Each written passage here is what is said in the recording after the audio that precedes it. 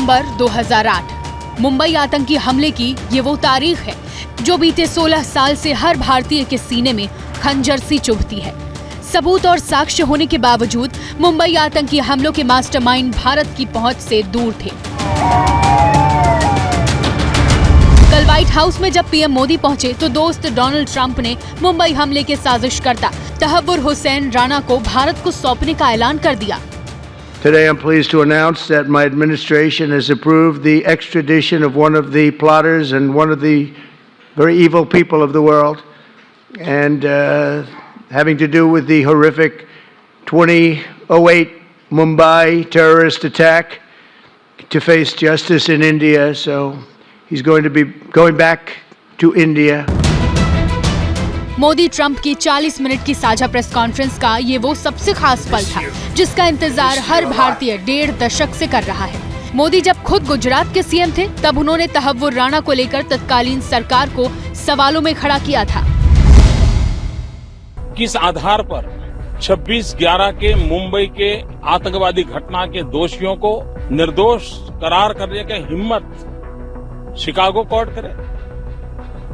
Investigation किसने किया? जहां घटना घटी उनका रोल क्या रहा? यहां के पीड़ित लोग हैं, उनको न्याय कौन दिलाएगा?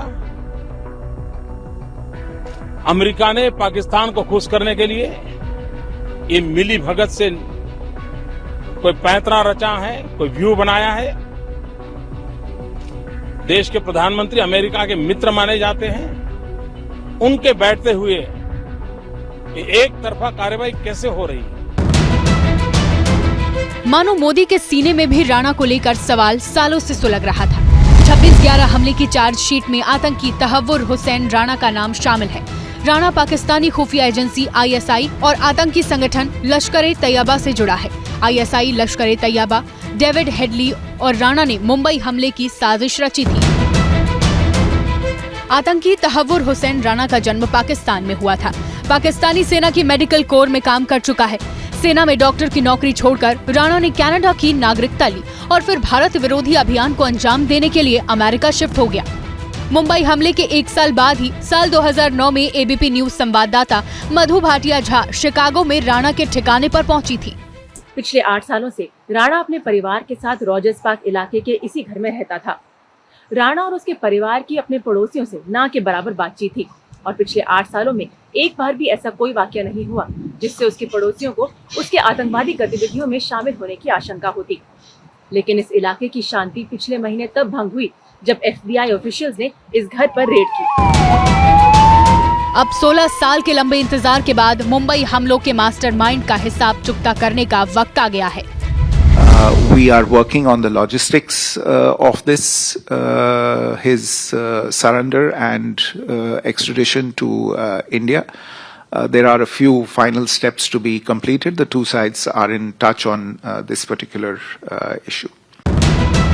फिलहाल आतंकी तहव्वुर राणा अमेरिका की जेल में बंद है। पिछले महीने अमेरिकी सुप्रीम कोर्ट ने तहव्वुर राणा के प्रत्यर्पण की मंजूरी दी थी। अब विदेश मंत्रालय अमेरिका के साथ राणा के प्रत्यर्पण की कार्रवाई पर काम करेगा। इस खबर ने सीमा पार आतंकियों के खेमे में खलबली मचा दी है। भारत के लिहाज से ये बहुत बड़ी कूटनीतिक जीत है। Really fantastic job, a great leader.